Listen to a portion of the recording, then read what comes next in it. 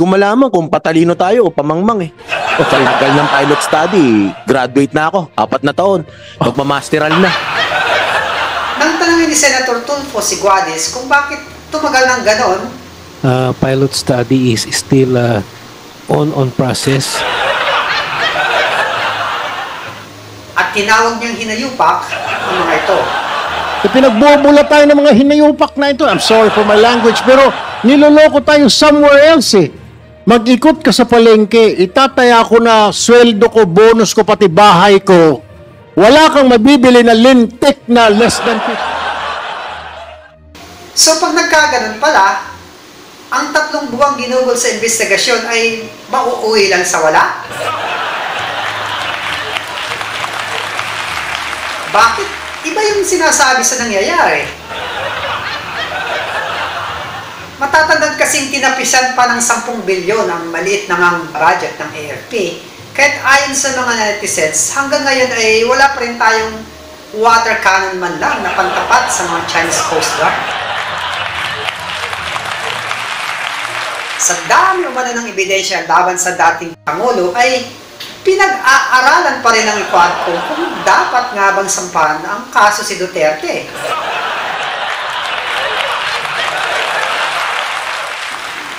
Kaya tanong ng mga netizens, puro na lang kayo aral. Kailan kayo graduate?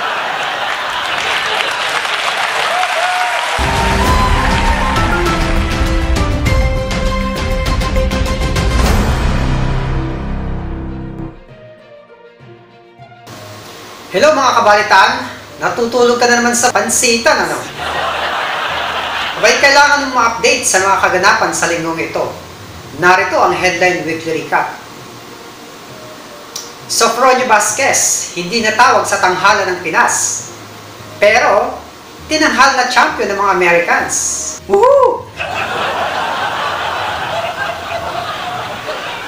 Ayon sa Quadcom, Digong Duterte, binudol ang Pilipinas sa kanyang war on drugs. Investigasyon sa confidential funds ni Inday Sara, may napalaba? Yan ang pang-asar na tanong ng mga DDS. Sabuatan sa mataas na presyo ng bigas, bagong tuklas? Rider, umaming ng gugulang dahil ang LTFRB ni palpak ang pilot study. Grace po, tinuturuan daw ng leksyon ang PhilHealth, pero publiko ang apektado. 4,000 nakapasa sa bar exam. Ayon sa mga netizens, hopefully, hindi sila mga bagong henerasyon ng mga abogado. Pangulong Marcos, di bumibitaw sa pangakong pagpapaunlad ng AFP. Pero, tinapyasan ang budget ng mga ito.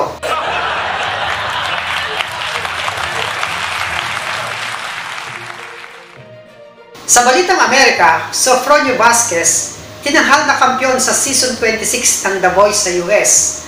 Matatanda ang sumali si Sofronio sa tawag ng tanghalan sa Pinas. Ilang taon nang nakaraan. Pero, busted siya sa mga judges.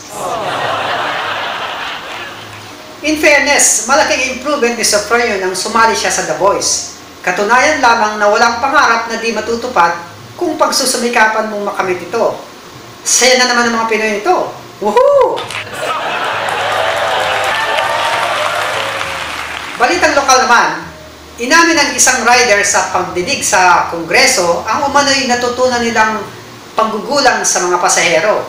Ayon sa kanya, sa tagal ng pilot study ni LFTRB Chief Guadis, ay naging dalubhasa na siya sa tungkol dito. Ang ginagawa ng rider, nanggugulang na rin. Gulangan. Total, di nyo naman ako mahuhuli. Puro lang kayo pilot study. Dalubhasa na nga ako eh. Sa tagal ng pilot study, graduate na ako, 4 na taon. Magmamasteral na. Nang tanongin ni Senator Tulfo si Guadis kung bakit tumagal ng ganon, Pilot study is still on process. in fairness kay Guadis, kasalukuyan ng sinusulong sa Kongreso at Senado ang mga batas tungkol dito. Pero, welta naman ni Manong Rider. Pasado sa Sino sa Congress. Hindi pumasa sa Senado. 18 Congress, pasado daw sa Senado. Hindi pumasa sa Congress. Lagi kami tinutulungan pag tuwing eleksyon.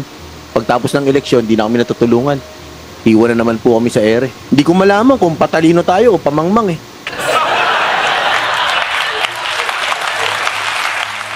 Kinunisyon naman ni Senator Pimentel ang zero subsidy sa PhilHealth na sinusulong ni Senator Grace Poe. Ayon kay Senator Poe, tinuturuan lang daw ng leksyon ang PhilHealth. Mr. President, hindi pwedeng sisihin na nagkulang tayo sa pagbibigay sa kanila. Kasi nga ang dami ngang pera na nandyan. Hindi nila pinamimigay ang pera dun sa mga nangangailangan at tinuturuan din natin sila ng leksyon. Pero ayon sa mga eksperto, ang totoong apektado ay ang serbisyo ng ahensya sa publiko. Dahil hindi naman apektado ang mga opisyal dahil patuloy lang sumisweldo mga ito. Ang tanong na marami, bakit tinanggalan ng budget ang PhilHealth ibis na tanggalin sa pwesto ang mga opisyal nito? Pakisagot po, Senator Grace Poe. Sa Kongreso naman, natuklasan sa hearing ang umano'y sabwatan ng mga dealers at retailers sa patuloy na mataas na presyo ng bigas. Nanggisay ng mga ito sa Kongreso, kanya-kanyang tuklingan ng mga ito. Estimate of 33.4.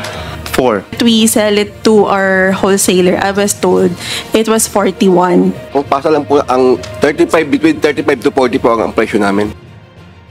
At ang isa sa kanila na baguhang importer na si Mr. King D, bilyonaryo kagad sa taonong ito, duda si Ace Barber na wala siyang connection sa Department of Agriculture.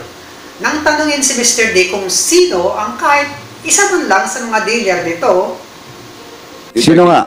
Marami po kasi yun eh. Kung Sino nga marami? Hindi ko na po tanda ito, Your Honor. Ayan ka na naman, di mo na naman matandaan. Isa lang. Kasi marami sabi mo, isa lang. I will check po, Your Honor. Ayan ka na naman, I will check.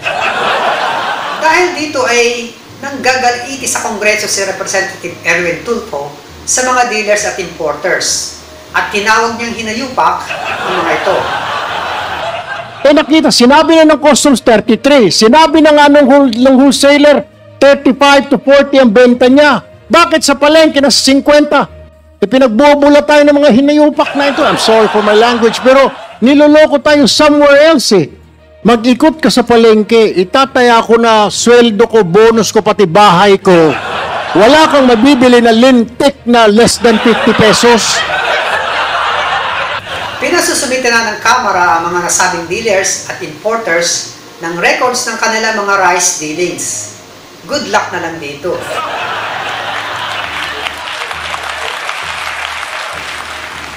Matapos ang 3 buwang pag-iimbestiga sa Kamara hinggil sa confidential funds ni Vice Presidente Sara Duterte, sa kanilang year-end hearing summary ay sinumite na ng komite ang kanilang rekomendasyon na ipagpapatuloy ang investigasyon sa AFP at ang pagsusulong ng impeachment laban kay Inday Sara.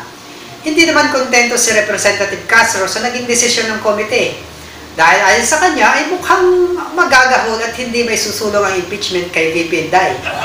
Gusto kong maliwanagan, bakit tinigil na natin doon? Hindi natin pinatawag yung 2 security officer na involved. Meron na po tayong, may mga hinahing po na impeachment proceedings sa ating Vice Presidente. Narinig ko kayo kanina, sinabi nyo, we have no time na for this impeachment. Kaya nag-aalala lang po ako na hindi natin mapapanagod si Sara Duterte dito sa kalokohan na ginawa niya. Dahil sa umano'y, kakaunti pa lang ang mga mababatas na sumusuporta dito.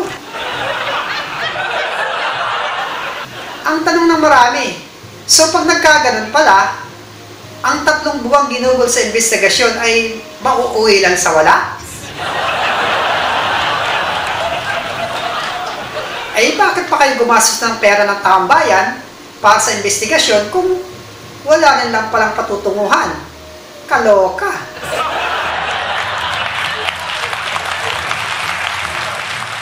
Pangulong Marcos, iginiit ang patuloy na modernisasyon ng AFP para maging world-class umano ito. Pero, tanong ng netizens, bakit iba yung sinasabi sa nangyayari? Matatandaan kasing tinapisan pa ng 10 bilyon ang maliit na ngang budget ng AFP Kahit ayon sa mga netizens, hanggang ngayon ay wala pa rin tayong water cannon man lang na pantapat sa mga Chinese Coast Guard.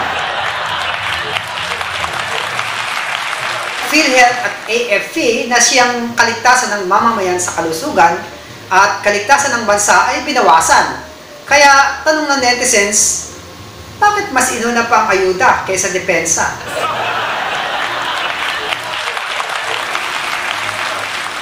Duterte War on Drugs, pambubudol lang nga ba sa Pilipinas? Ayon sa year-end hearing summary ng Quadcom, ang war on drugs ni dating Pangulong Digong Duterte ay kunwari lamang. Ito'y para umano mapuksa ang kanilang mga kompetisyon sa droga at malihis ang focus ng taong bayan sa umano'y grand criminal enterprise sa likod ng umano'y drug war. Ayon din sa mga DDS, gawa-gawa lang ito ng Quadcom. Pero ayon sa karamihan, kitang-kita daw ang ebidensya. At ang tanong nila, kung totoo nga ang war on drugs, bakit meron pa rin mga droga?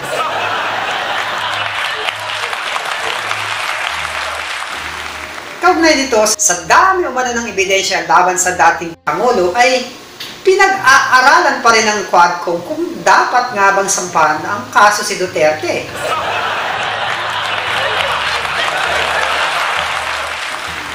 Kaya tanong ng mga netizens, puro na lang kayo aral.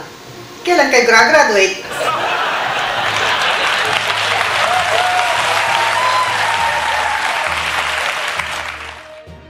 At yan ang mga kabalitaan ang Headline Weekly Recap sa linggong ito. Siguro naman ay updated ka na kahit kagigising mo lang.